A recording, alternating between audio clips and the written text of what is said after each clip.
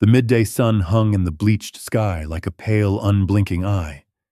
It beat down on the cracked alkali flats, baking the earth until it radiated a shimmering, suffocating heat. Out here, 50 miles from the nearest railhead, the wind carried nothing but the taste of copper and the scent of dead sage. The heat was not merely a temperature, it was a physical weight. It pressed down on the corrugated tin roof of the waystation, turning the air inside into a slow baking oven.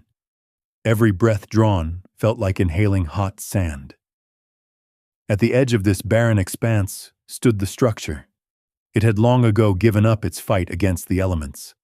Slumping timber warped by decades of dry rot and relentless wind. The wooden sign above the porch hung from a single rusted iron hinge, groaning a slow, rhythmic complaint every time a gust managed to push through the stagnant air. Inside, the air was heavy, thick with the smell of stale tobacco smoke, spilled rye whiskey, and old dust. The only light bled through the slats of the boarded-up windows, cutting sharp, dusty columns across the gloom.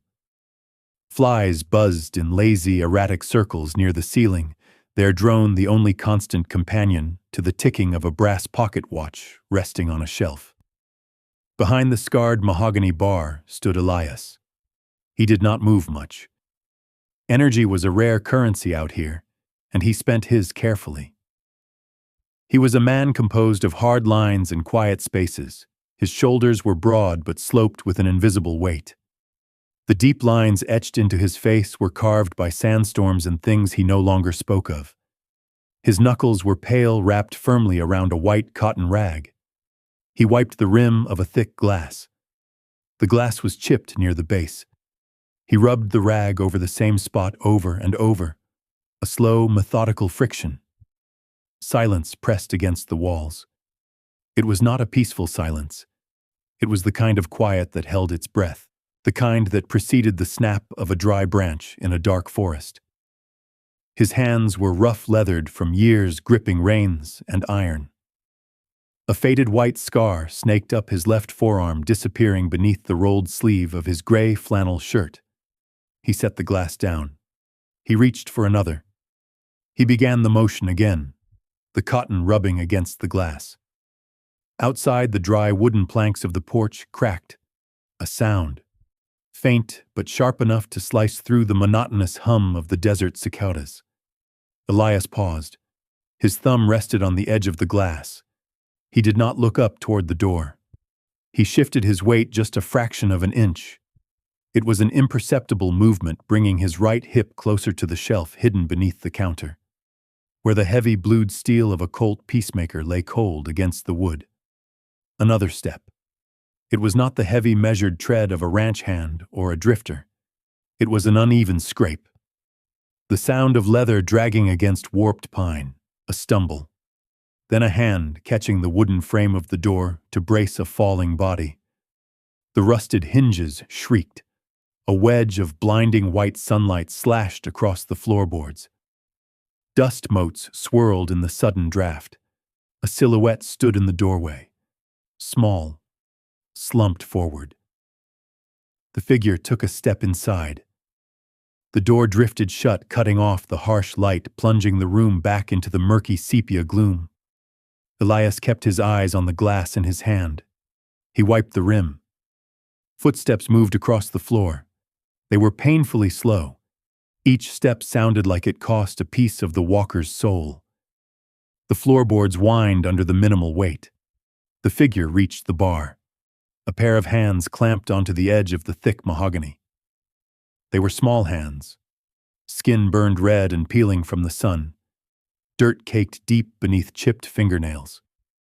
The knuckles were white, trembling from exertion. Elias finally raised his gaze. It was a girl. Perhaps 19. Perhaps younger. The desert had a way of adding years to a face while stripping away the flesh. Her dress was a faded gray, the hem torn and caked with dried mud from some long-forgotten riverbed. A layer of pale dust coated her hair, turning it the color of ash. Her lips were cracked, splitting at the corners. Dried blood crusted on her chin. She did not speak. Her chest heaved a shallow, ragged rhythm. The sound of her breathing was loud in the empty room, a dry rasp, like sandpaper rubbing against dry wood. Elias looked at her eyes. They were sunken, ringed with dark, bruised flesh, but they were fixed entirely on the pump handle of the water barrel resting at the far end of the bar. She swallowed. It was an audible click in her dry throat. Elias set the rag down. He placed the glass on the counter. He walked slowly to the end of the bar. His boots made no sound on the floor. He picked up a tin cup, placed it under the iron spout. He gripped the pump handle and pulled it down. The metal groaned. A surge of clear water splashed into the tin cup. The sound of the liquid hitting the metal was sharp in the silence. He carried the cup back to where she stood. He set it down in front of her. Water sloshed over the rim, forming a dark ring on the dry wood. She did not grab it immediately. She stared at it. Her hands gripped the edge of the bar tighter, as if she feared the cup was a mirage that would vanish if she moved too fast. Then her right hand left the wood. She wrapped her fingers around the cool tin. She lifted it. Her hands shook so violently that water spilled over her knuckles, dripping onto the dusty floorboards. She brought the rim to her split lips. She drank. She did not gulp. She let the water wet her mouth, her throat. She closed her eyes. A long, shuddering breath escaped her nose. As she drank, Elias noticed the bruising on her wrists, dark purple bands that stood out against the pale dust on her skin. Rope burns, old enough to have set fresh enough to still cause agony when she moved. He didn't stare. His eyes simply registered the data, filing it away, in a mind trained to notice the mechanics of violence. He watched the water drip from her chin onto the scarred bar top. He turned his back to her. He walked to a wooden bread box sitting on a back shelf. He opened it. The hinges squeaked. He reached inside and pulled out a thick heel of rye bread. It was stale, hard as a rock. He picked up a hunting knife resting beside the box. The blade was dark, stained with age and use. He pressed the edge against the crust. He pushed down. The bread resisted, then gave way with a dry crunch. He sliced off a thick piece. He wiped the blade on his apron. He set the knife down. He walked back to the girl. She had drained the cup. She stood there, both hands gripping the empty tin, staring down into the bottom of it, as if hoping more water would miraculously appear from the metal. Elias reached out. He placed the slice of dry rye bread on the counter right next to her hand. The girl flinched, a microscopic recoil of her shoulders. She looked at the bread. Then slowly she lifted her head and looked at Elias. Her eyes were a pale, washed-out blue. They held the hollow look of an animal that had been hunted for too long.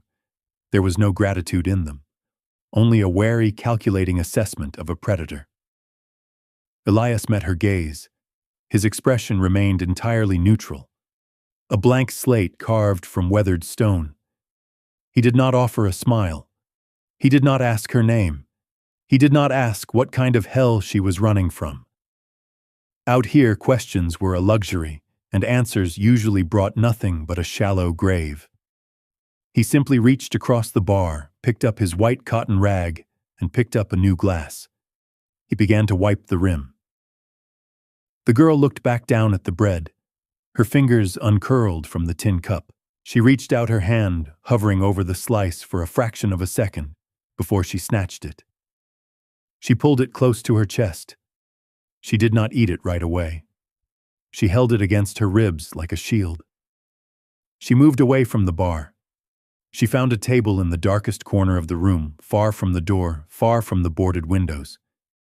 She sat down on a wooden chair. The legs scraped against the floor. She huddled in the shadows, becoming just another piece of the broken furniture in the decaying room. Elias continued to wipe the glass. The rhythmic friction of cloth against glass filled the silence. Outside, the wind picked up. The rusted hinge of the porch sign groaned its slow, metallic complaint. The dust shifted across the alkali flats, erasing the stumbling footprints she had left behind. Inside, the heat remained. unmoving, heavy. The ticking of the brass pocket watch seemed to grow louder, every second chipping away at the fragile piece. Elias stared at the dusty shafts of light piercing the room. The desert was vast, but it had a cruel habit of funneling the worst kinds of predators right to his doorstep. He knew the look in that girl's eyes. He had seen it 100 times before, looking back at him from his own reflection. It was the look of a debt unpaid. And in this territory, debts always caught up to you. He set the clean glass down on the shelf. He wiped his hands on his apron. He let his right hand drop, resting casually on the worn leather of his gun belt. He waited. The steady mechanical ticking of the brass pocket watch was the first casualty.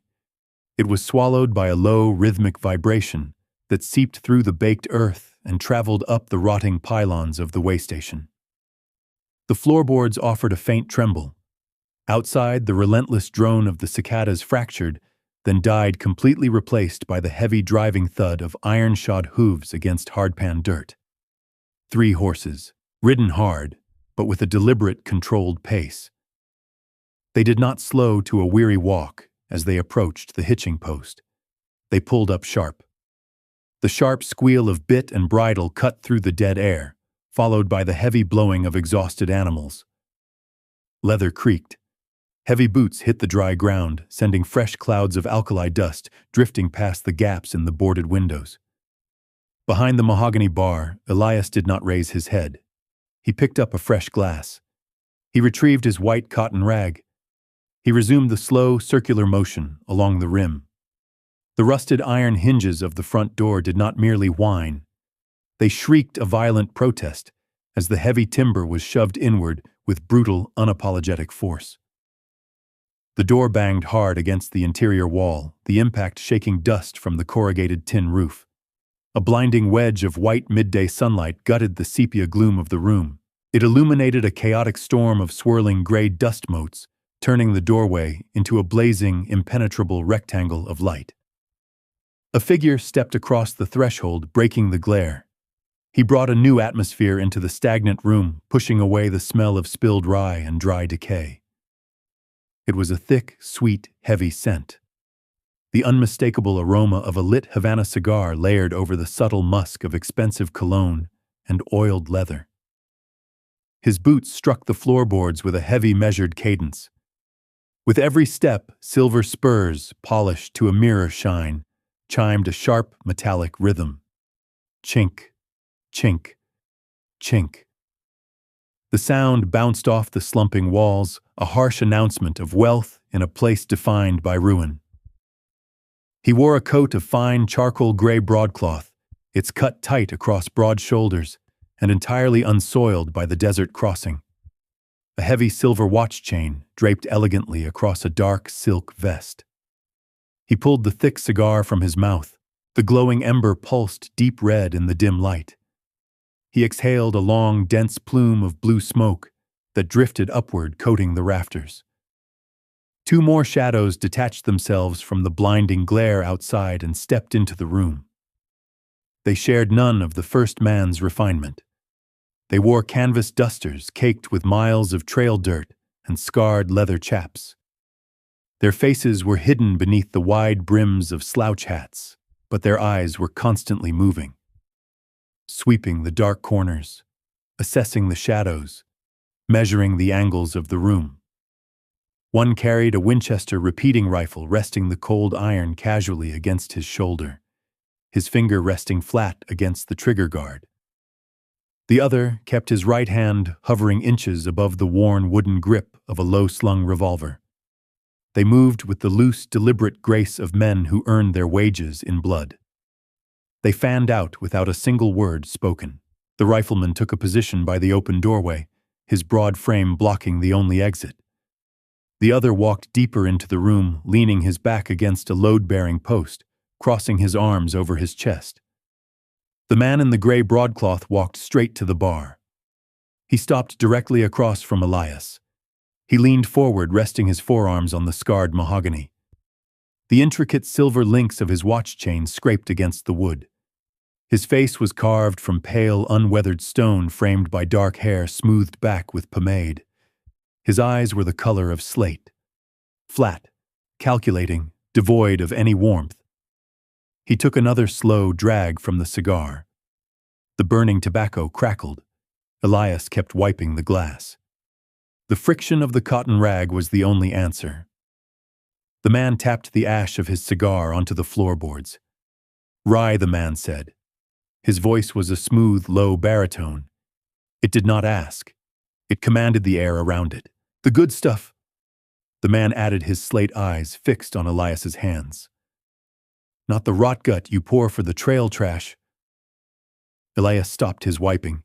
He set the rag down, placing it neatly beside the sink. He turned around. He bypassed the cheap, unlabeled bottles lining the upper shelf. He crouched, reaching into a lower cabinet fastened with a heavy iron latch. He pulled out a dusty, dark glass bottle. He set it on the bar top. He reached for a clean, heavy-bottomed glass. He pulled the cork with his teeth and spat it into his hand. He poured. The amber liquid hit the glass with a thick, viscous sound, catching the meager light filtering through the wall slats. He pushed the drink forward, the glass sliding an inch across the mahogany. The man in the gray coat did not reach for it immediately. He let it sit. He leaned closer over the wood, his eyes shifting from the drink to Elias's impassive face. "Quiet stretch of road," the man noted. Elias offered no reply. He picked up the cork. He pressed it back into the neck of the bottle with the heel of his hand. The man smiled. It was a precise, practiced curling of the lips that did not reach the cold slate of his eyes. He reached out his manicured fingers, wrapping around the glass. He lifted it to his nose, inhaled the sharp fumes, and took a slow sip. He swallowed, nodding once at the burn. He turned his back to the bar, leaning his elbows against the mahogany ledge, his gaze sweeping the empty room. The thick blue smoke from his cigar drifted lazily toward the boarded windows. He watched it curl around the dusty beams. Then his eyes tracked downward, following the natural decay of the room, probing the deep shadows. His gaze stopped. The corner table. The darkest pocket of the waystation. The girl sat perfectly still. She had pulled her knees tight to her chest, making her small frame shrink further into the corner. The stale piece of rye bread remained clutched in her dirt-caked hands, half-eaten. Her pale, washed-out blue eyes stared straight back at the man in the gray coat. The man lowered his glass. The practiced smile vanished from his face, leaving only hard, sharp lines. His jaw muscles worked beneath his pale skin.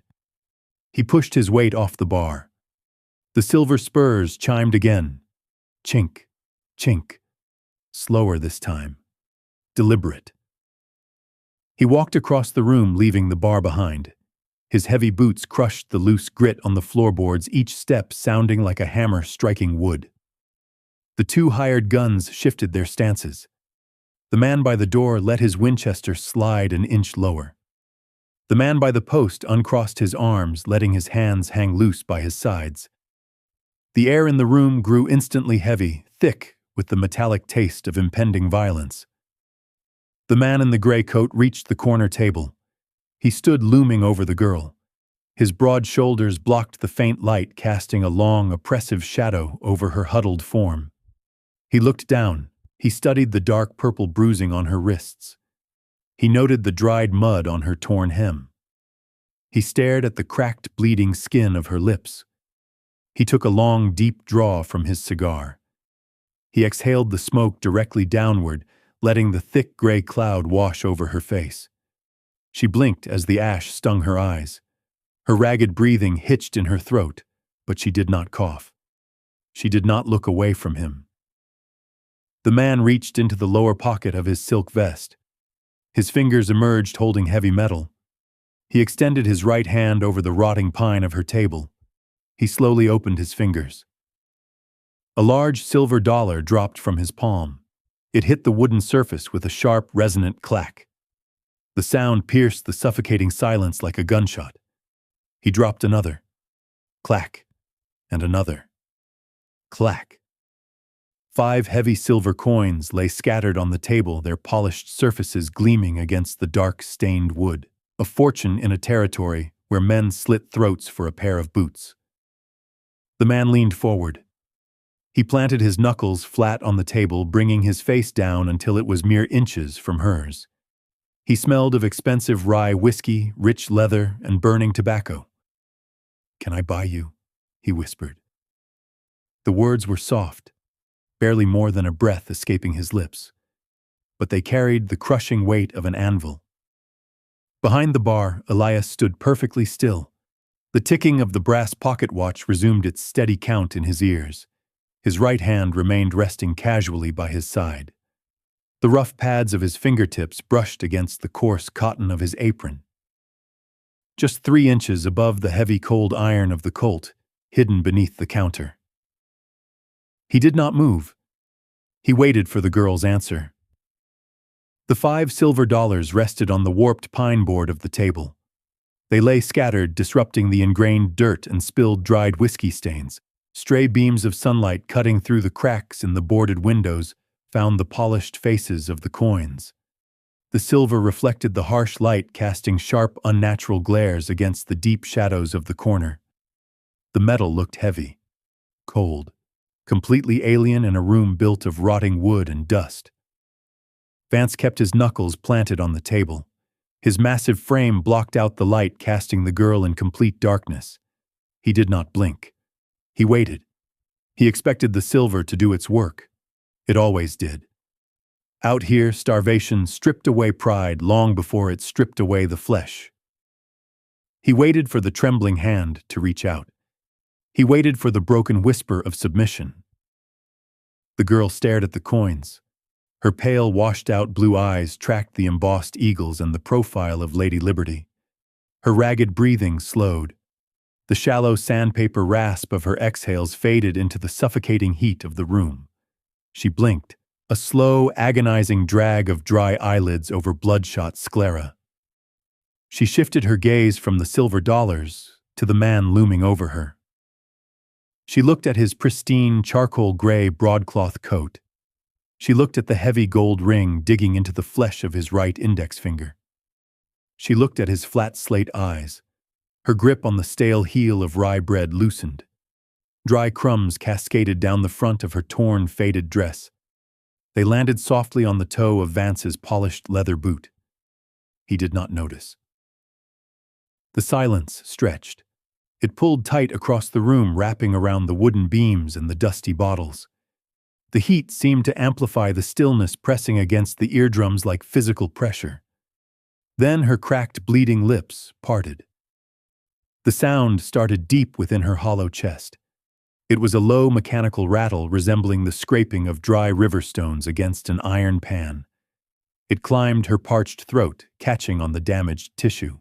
When it finally broke past her teeth, it carried no humor. It possessed no joy. It was a harsh, scraping bark, a rasping, ragged exhalation that sliced through the heavy dead air of the waystation. She laughed. The sound was entirely devoid of light. It held the vast, crushing emptiness of the alkali flats. It echoed the memory of blistered feet walking over miles of cracked earth, of sun-bleached bones half buried in the sand. It was a raw, physical rejection of the silver on the table, of the expensive cigar smoke, clogging her lungs, of the tailored coat and the man wearing it. She threw her head back. The pale, dirt-streaked line of her throat exposed itself to the shadows. The laughter grew in volume. It fractured into a dry, coughing wheeze, rattling her frail ribs, yet she did not suppress it. She let it echo off the slumping timber walls. The hollow, scraping noise mocked the oppressive silence. It mocked the power of the coins. It mocked him. The slate eyes of the man in the gray coat turned black. The calculated, smooth arrogance of his posture evaporated. The skin across his square jaw pulled tight, turning the flesh white over the bone as his teeth ground together. His ego, forged in a lifetime of wealth and unchallenged authority, slammed into the absolute, unyielding contempt of a beggar. He opened his mouth. The cigar dropped from his lips. The glowing orange cherry hit the dusty floorboards, sending a small shower of sparks dancing across the dirt. His heavy silver-spurred boot stepped forward, grinding the burning tobacco into a shapeless black smear. His right hand shot forward. He bypassed the silver. He bypassed the empty tin cup. His fingers, wrapped in fine, unblemished calfskin leather, plunged into the tangled, ash-colored nest of the girl's hair. He closed his fist tight, locking the thick strands within the leather grip. He pulled backward. The hollow laughter snapped shut, replaced by a sharp, violent intake of breath through gritted teeth. Her head jerked back with brutal force, her neck arching at a steep, unnatural angle. The wooden legs of her chair shrieked against the floorboards as her upper body was dragged upward, her weight suspended entirely by the grip on her scalp. Her hands flew up. Pure, desperate physical instinct. Her dirt-caked fingers clawed at the thick leather glove anchoring her head. Her chipped nails scraped uselessly against the tanned hide, finding no purchase. She did not scream. She did not beg. Her eyes widened, the washed-out blue locking onto the ceiling rafters as pain flared across her skull. Vance leaned in close.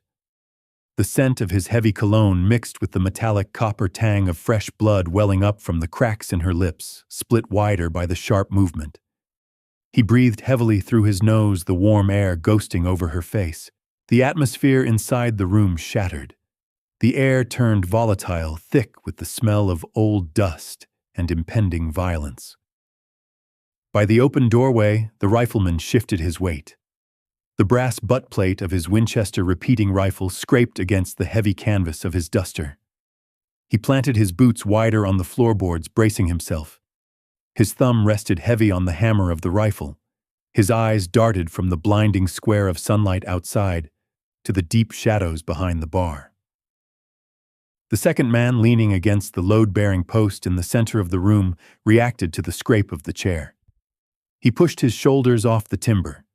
His right hand dropped squarely onto the checkered wooden grip of his low-slung revolver. Worn leather groaned an old familiar tune as he popped the thumb brake. The faint, precise metallic click of the revolver's hammer, drawing back a quarter-inch cut cleanly through the heavy air. He turned his body, squaring his stance toward the back of the room, toward the bar. Behind the scarred mahogany counter, the rhythmic, methodical friction of the white cotton rag on the chipped glass ceased. Elias stood completely still. The ticking of the brass pocket watch on the shelf behind him grew loud again, marking the fractions of a second. He did not turn his head to look at the corner table. He did not need to. His breathing remained slow, drawing the hot, stale air deep into his lungs and letting it out with controlled precision. His eyes dark and cold as a starless night locked onto the cracked mirror mounted behind the rows of dusty liquor bottles. Through the silvered glass, heavily distorted by dirt and age, he mapped the geometry of the room. He saw the sharp angle of Vance's arm holding the girl's head back. He calculated the distance between the rifleman's shoulder and the doorframe. 3 paces. He measured the draw speed of the man standing by the post, noting the tension in his forearm and the angle of his hip.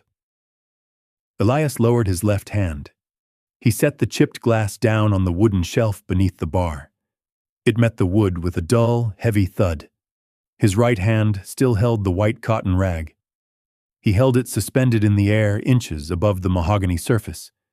He let his thick, calloused fingers uncurl. The rag slipped from his grasp. It fell through the stagnant, heavy air. It dropped past the edge of the counter. It hit the scarred mahogany bar top. Smack. It was a soft sound, a wet, muffled slap of damp fabric against aged wood. It carried no echo. It lacked the sharp mechanical threat of a cocked hammer or the scrape of a rifle butt. Yet in the suffocating powder keg tension of the waystation, the sound of the rag hitting the wood rang out with the absolute, undeniable finality of an executioner's gavel. The man by the post flinched, his eyes snapping toward the bar.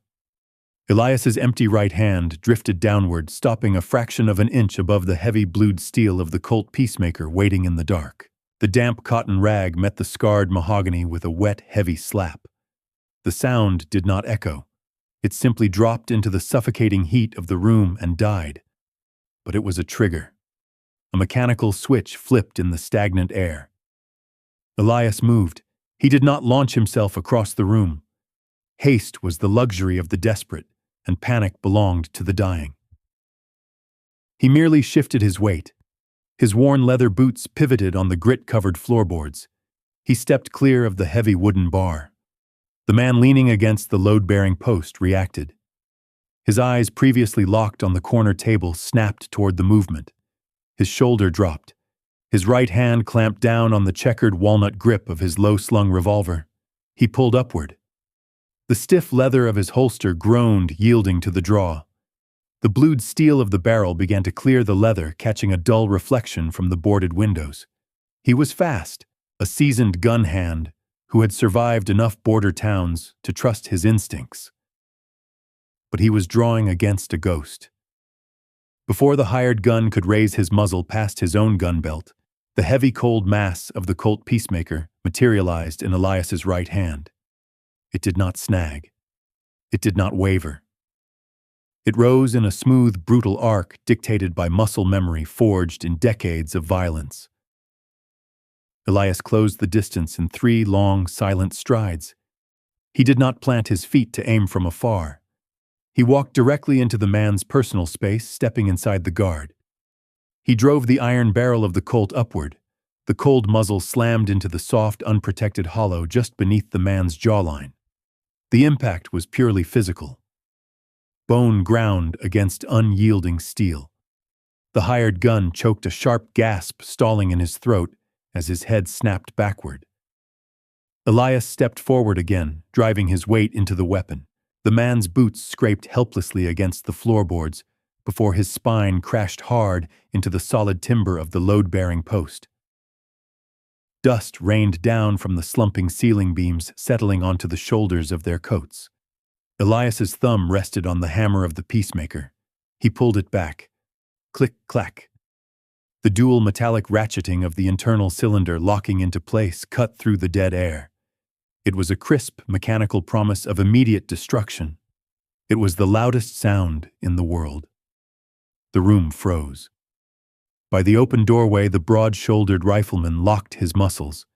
His Winchester repeating rifle was half raised, the heavy brass buttplate hovering mere inches from his shoulder. He looked at Elias. He looked at the heavy iron barrel pressing deeply into the flesh of his partner's throat. A single bead of sweat formed at the edge of his slouch hat, cutting a clean track through the pale alkali dust coating his cheek. He stopped breathing. He kept his finger entirely rigid outside the trigger guard. At the dark corner table, Vance halted. His thick, calfskin-gloved fingers remained tightly coiled in the girl's ash-colored hair. Her neck remained arched at a steep, agonizing angle, exposing the dirt and dried blood on her throat. Vance did not turn his body. He slowly rotated his head, his square jaw tight. His flat slate eyes locked onto the scene unfolding in the center of the waystation. The silence rushed back in, thicker and heavier than before. The buzzing of a solitary horsefly near the rafters filled the void. The sharp, acrid scent of old gun oil wafted from the cylinder of the Colt, mixing with the sour smell of fear, sweating through the canvas duster of the pinned man. Elias did not look at the man he held at gunpoint. He did not look at the rifleman blocking the exit. His eyes, dark and unreadable, fixed entirely on Vance. His posture was perfectly balanced. Shoulders loose, arm extended straight, locking the heavy revolver in place without a single millimeter of tremor. He looked entirely comfortable. "Drop the Winchester." His voice was a low, gravelly rasp. It did not raise in pitch. It did not carry an ounce of anger. It was a simple statement of fact, delivered with the absolute certainty of a falling stone. He applied another fraction of an inch of upward pressure to the barrel resting against the pinned man's jaw. The man whimpered, a thin, pathetic sound escaping tightly clamped lips. His fingers opened. The half-drawn revolver slipped from his grasp. It hit the floorboards with a heavy thud, sliding away into the gray dust. "Tell him," Elias said, the dark eyes never leaving Vance. Vance calculated the angles. He looked at the heavy barrel of the Colt. He looked at the deep weathered lines etched into Elias's face. He saw the cold, dead stillness in the bartender's posture. Vance owned men who killed for silver. He employed men who killed for sport. But the man standing before him was something entirely different. He was a professional. A man who viewed taking a life not as a choice, but as a mechanical function. "Lower it," Vance commanded. The words were clipped. The smooth, low baritone carried a brittle, metallic edge. The rifleman exhaled a long, shaky breath. He slowly lowered the barrel of the Winchester toward the floorboards. The tension in his broad back uncoiled slightly, though his eyes remained wide, tracking Elias's every micro-movement. Elias maintained his grip on the peacemaker. He shifted his gaze just slightly to the thick leather glove anchoring the girl's head to the chair. "Let her go." The three words hung in the suffocating heat. Vance's jaw muscles flexed. The skin tightened over the bone, turning white. To obey was to surrender his authority in a room he had bought and paid for with his presence. To refuse was to invite a piece of heavy lead to tear through his hired gun's throat, and likely another through his own chest a fraction of a second later. He looked down at the table. The 5 heavy silver dollars rested on the warped pine board, gleaming in the shadows. They offered no leverage here. He looked at the girl. Her pale, washed-out blue eyes stared back at him. She did not flinch. The hollow, rasping echo of her laughter still haunted the dark corners of the decaying room. Vance opened his hand, his fingers uncurled. The premium calfskin leather released the tangled, ash-colored strands of hair. The girl slumped forward instantly. Her chest hit the edge of the heavy wooden table. She gasped, drawing a ragged, painful breath into her bruised lungs. She raised her dirt-caked hands, pressing her palms against her scalp, burying her face in the dark wood. She made no sound, save for the sandpaper rasp of her breathing. Vance straightened his spine. He reached up with his left hand and slowly adjusted the lapel of his charcoal-gray broadcloth coat, smoothing out a non-existent wrinkle. He looked at Elias one last time. The slate eyes were entirely devoid of light. "Keep the change," Vance said quietly. He turned on his polished heel. The silver spurs chimed. Chink. Chink. Slower now. Measured. He walked toward the blinding square of white light at the doorway. He did not look back at the girl. He did not look at his men. He stepped over the threshold, his broad shoulders disappearing into the searing glare of the midday sun. The rifleman backed away slowly. He dragged his heavy boots across the floorboards, keeping the Winchester pointed firmly at the ground. He stepped through the doorway and vanished into the light. Elias remained perfectly still. He kept the iron barrel driven into the soft tissue of the man's jaw. The henchman breathed in shallow, ragged gasps, his chest heaving against the wooden post. "Walk," Elias whispered. He lowered the hammer of the peacemaker. A quiet, precise metallic click. He pulled his arm back, letting the cold steel slide away from the man's flesh. The henchman stumbled forward. His knees nearly buckled under his own weight. He caught his balance on a nearby chair, threw a wild, white-eyed glance over his shoulder, and bolted. His heavy boots hammered the floorboards in a reckless retreat. He burst through the opening, joining the others outside. Elias stood in the center of the silent room. He did not holster the weapon. He let his right arm hang loosely by his side, the heavy iron extending naturally from his grip. Outside, thick leather creaked heavily as men swung into saddles. The sharp, violent crack of a riding crop cut the dead air. Iron-shod hooves tore into the baked earth. The rhythmic driving thud of the 3 horses resumed. The sound moved away from the waystation, growing fainter, swallowed quickly by the vast, empty expanse of the alkali flats. The dust swirled in the open doorway, dancing in the harsh light, before slowly settling back onto the floorboards.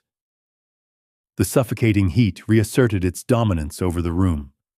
The drone of the desert cicadas returned a monotonous, vibrating hum that seeped through the rotting timber. On the wall behind the scarred mahogany bar, the brass pocket watch continued to tick. The wedge of blinding white sunlight on the floorboards stretched warped and eventually bled into a deep bruised purple. Outside, the merciless desert sun sank below the jagged horizon of the alkali flats. It did not take the heat with it.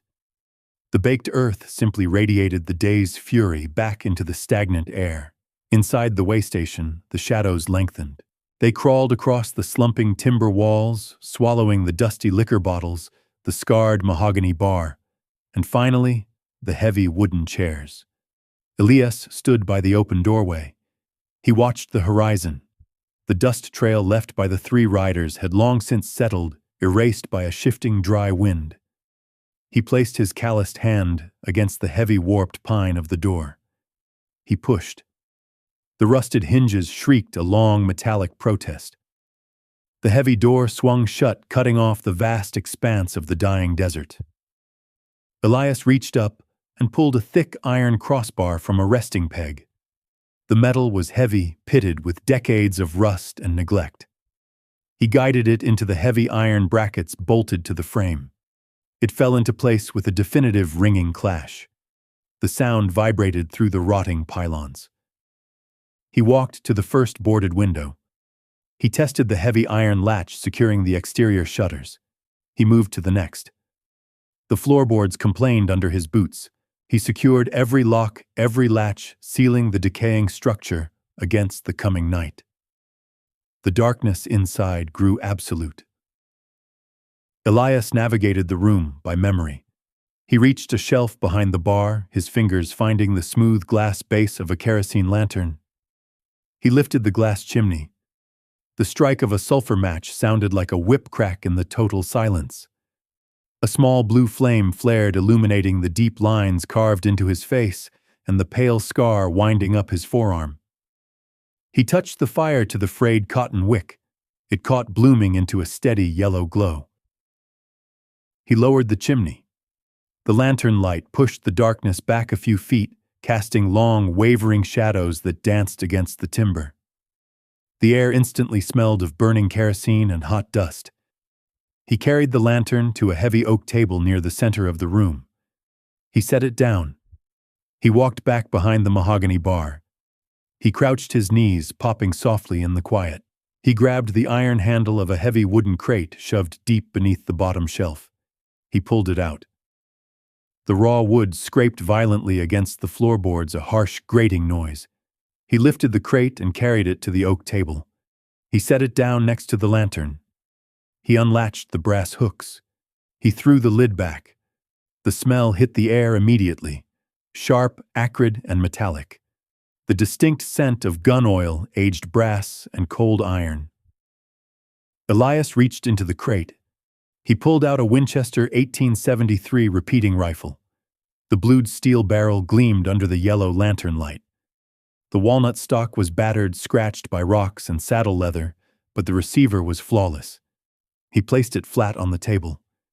He reached in again and retrieved a canvas bandolier heavy with the weight of .44-40 cartridges. He laid it beside the rifle. He brought out a small tin of oil and a frayed cleaning rag. He went to work. His hands moved with mechanical precision. He worked the lever of the Winchester.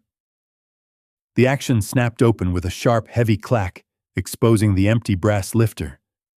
He peered down the barrel, checking the rifling. He dipped the rag into the oil tin. He ran it along the exposed metal of the receiver. The rhythmic metallic sounds filled the room.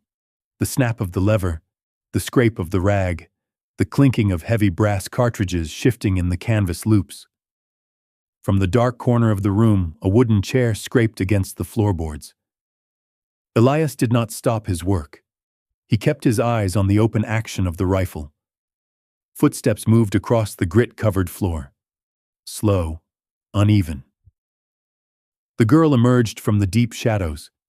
The yellow lantern light caught the pale dust clinging to her ash-colored hair and the dark purple bruising banding her wrists. She stood on the opposite side of the oak table. She looked at the heavy crate. She looked at the oiled steel of the rifle. She looked at Elias.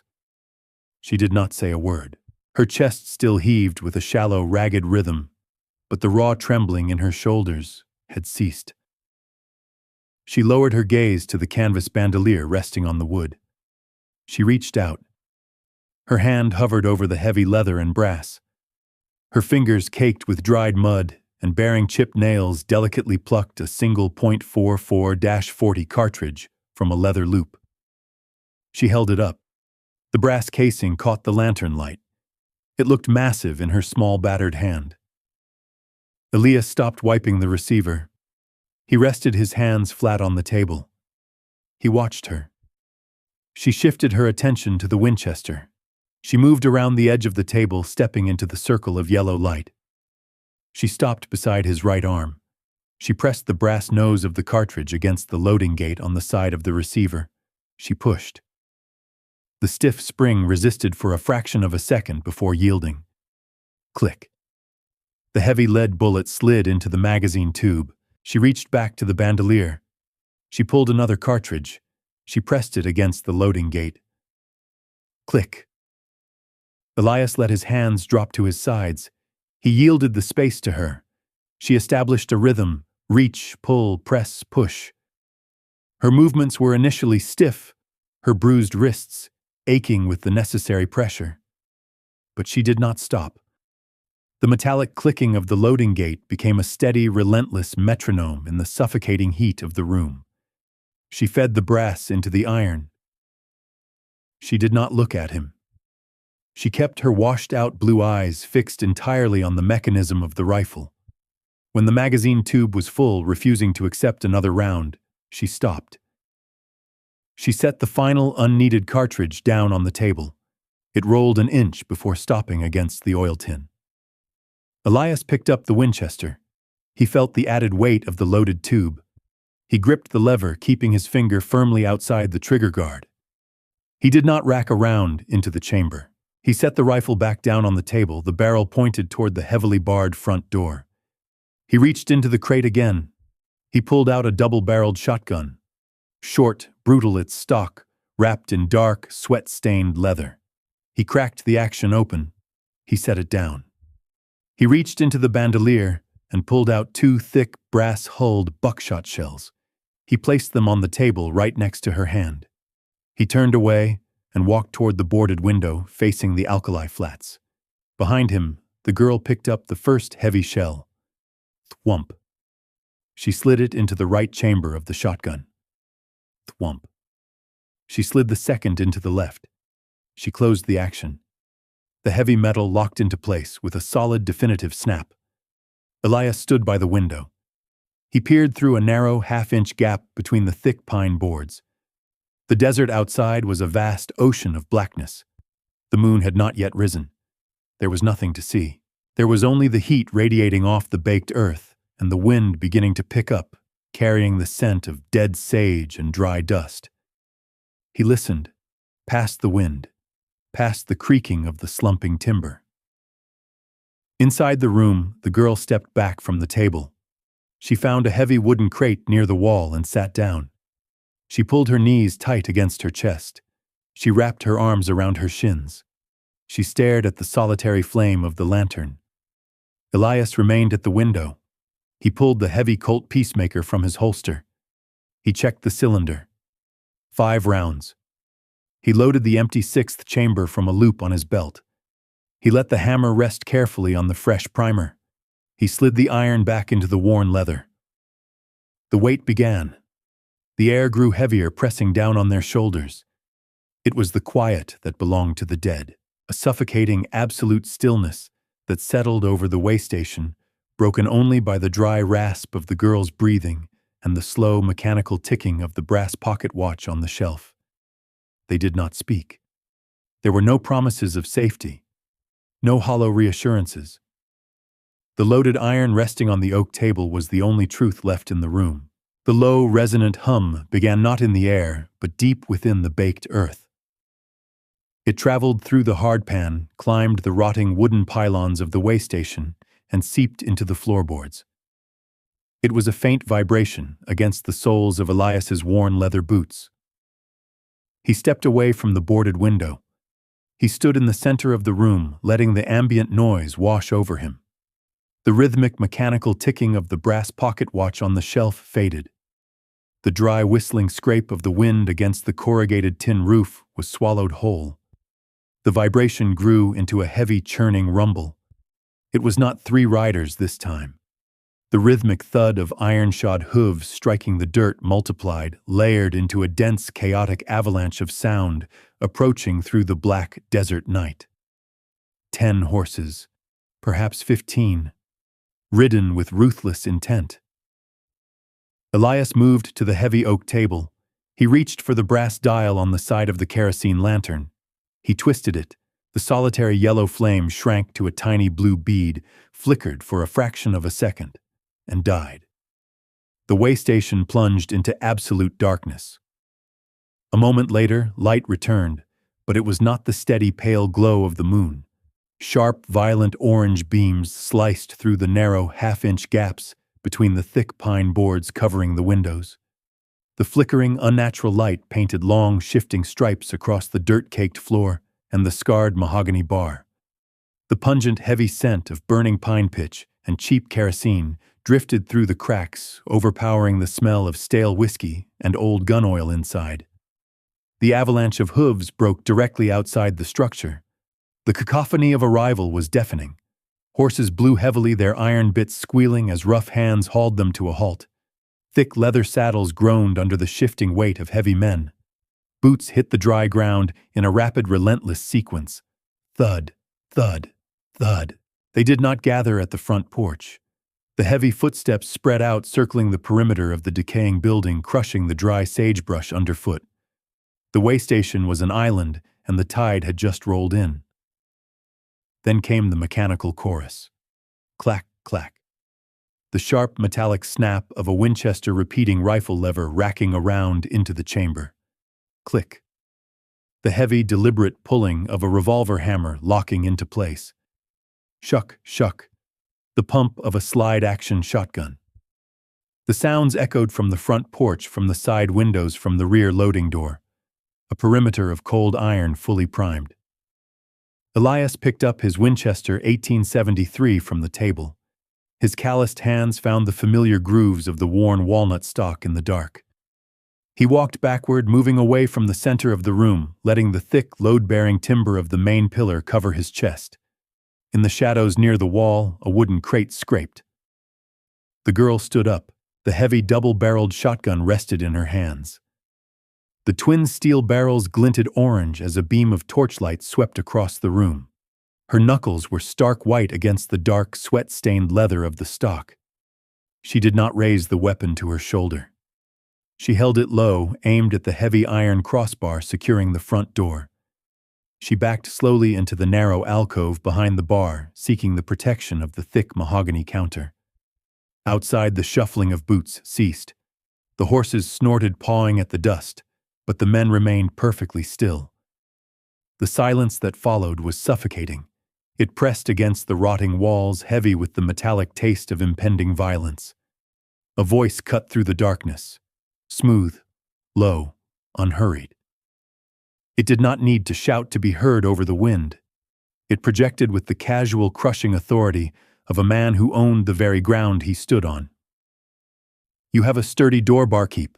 Vance's words drifted through the slatted boards. The orange light shifted as a torchbearer stepped closer to the porch.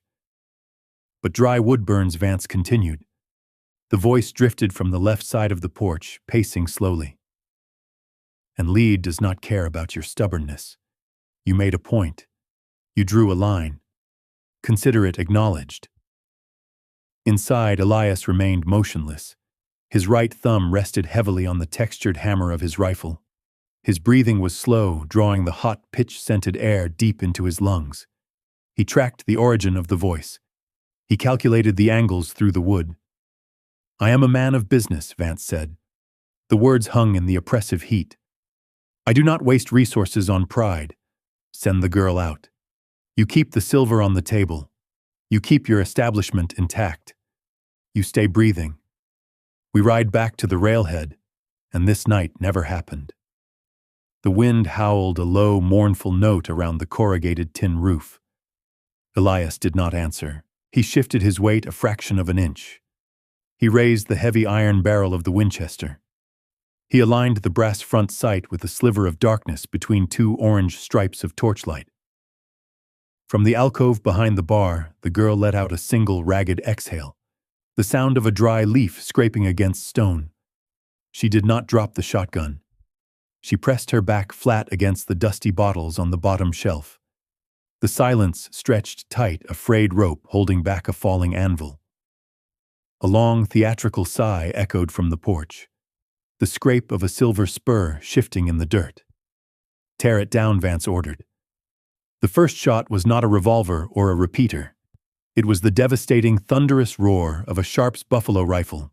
The massive .50 caliber lead slug punched through the center of the heavy pine door. The impact sounded like a sledgehammer striking a dry log.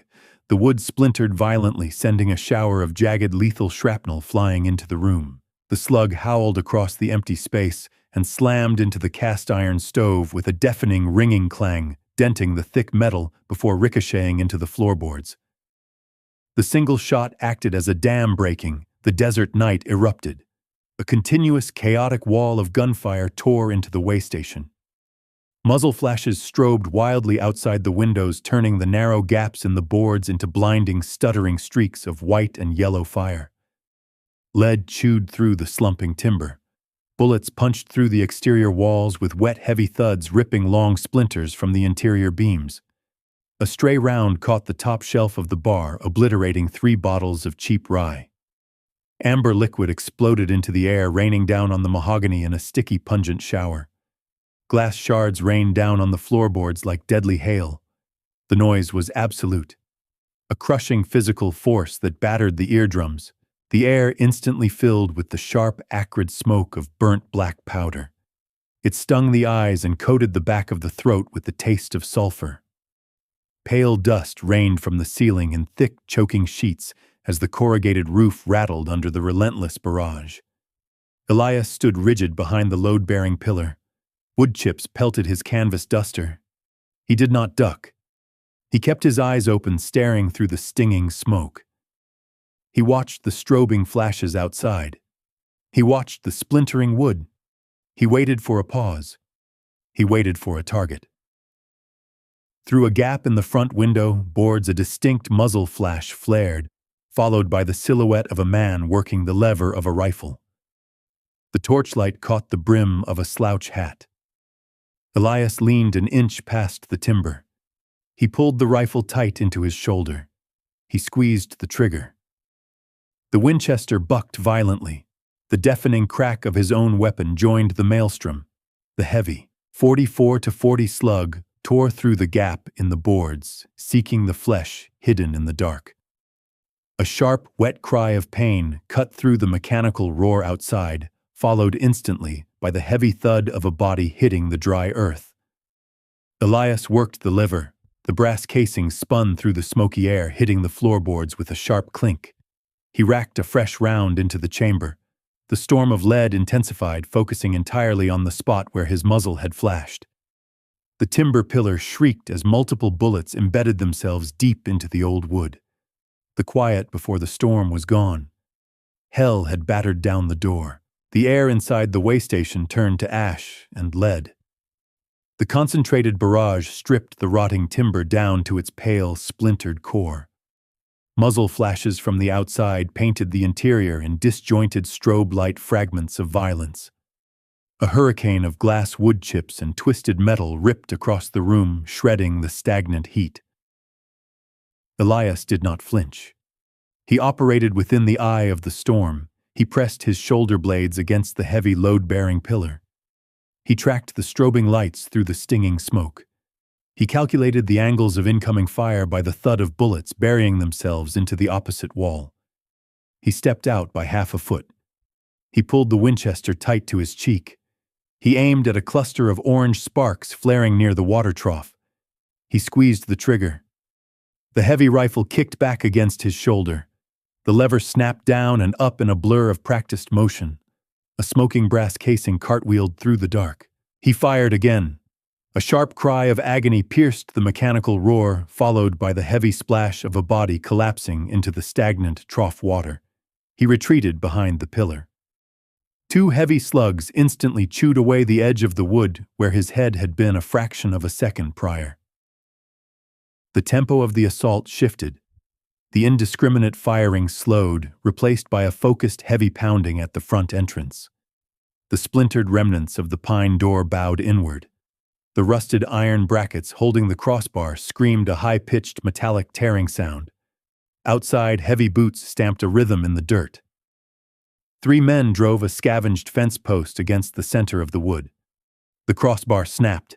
The heavy timber blew inward, tearing the hinges from the frame. The door slammed against the floorboards, kicking up a massive cloud of gray dust. Men surged through the breach.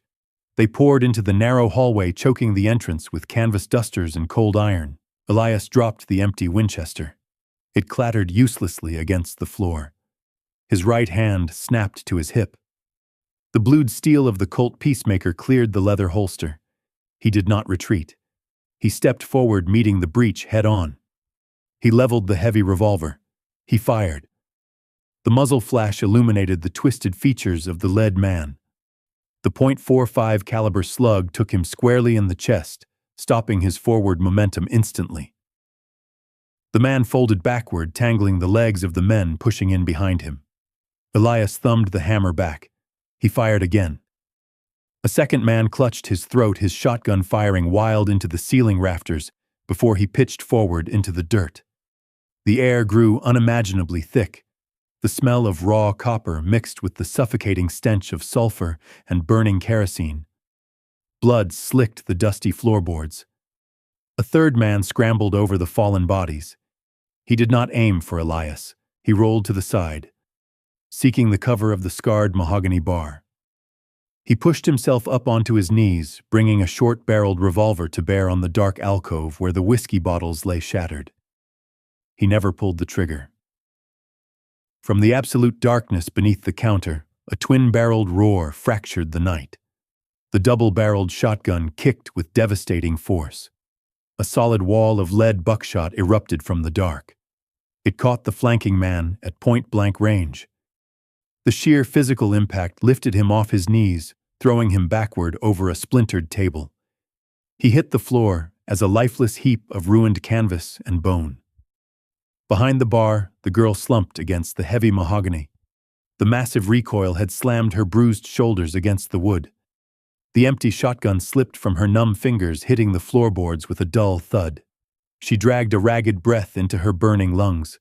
She remained perfectly still. Elias ejected the spent casings from his Colt. The hot brass burned his knuckles. He shoved 3 fresh rounds into the cylinder. He snapped the loading gate shut. The remaining attackers outside broke. The rapid, brutal dismantling of their vanguard shattered their resolve. The sounds of shifting gravel and panicked shouts echoed from the perimeter. Spurs jingled wildly as men scrambled for their horses. The rhythmic thud of hooves started up again, desperate and disorganized, tearing away toward the dark horizon. But one man did not run. A silhouette stepped into the ruined doorway. The heavy smoke swirled around his broad shoulders. The flickering orange light of a dropped torch illuminated the pristine charcoal-gray broadcloth coat, now dusted with ash, but otherwise untouched. Vance walked over the splintered remains of the front door. He did not look at his dead, hired hands. His polished silver spurs chimed a slow, deliberate rhythm against the wood. He held a polished, nickel-plated Schofield revolver in his right hand. He raised it, locking his elbow straight. The slate eyes were hollow, reflecting nothing but the dying embers of the torchlight. "You ruined my coat, barkeep." The words were a low, grating whisper. The smooth baritone was gone, replaced by the ragged edge of absolute malice. Elias stood 5 paces away. He did not speak. He did not offer a final quip.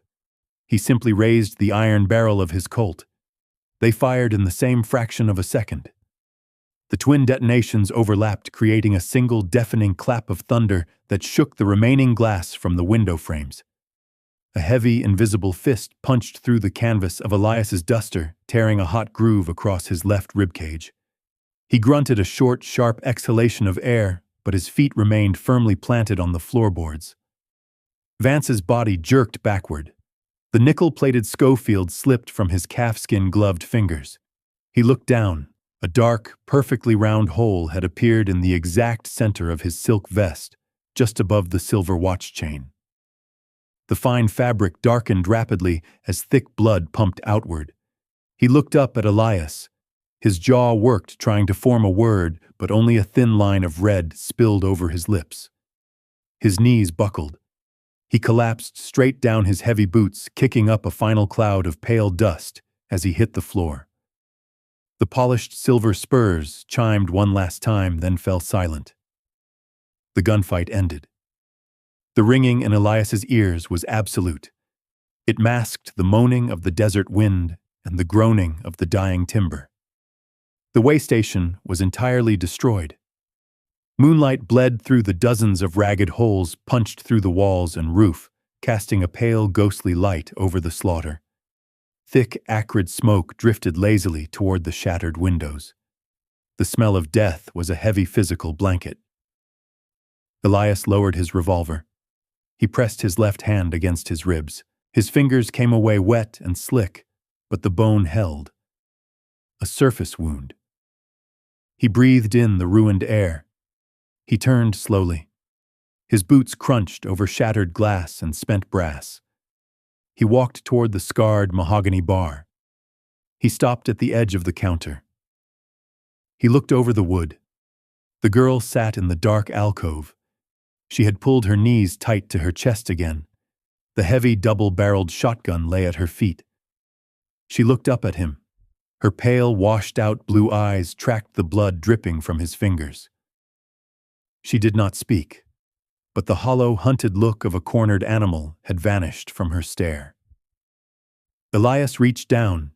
He picked up his white cotton rag from the floor. It was stained with spilled rye and dust. He wiped his hands. He did not offer a smile. He simply nodded once.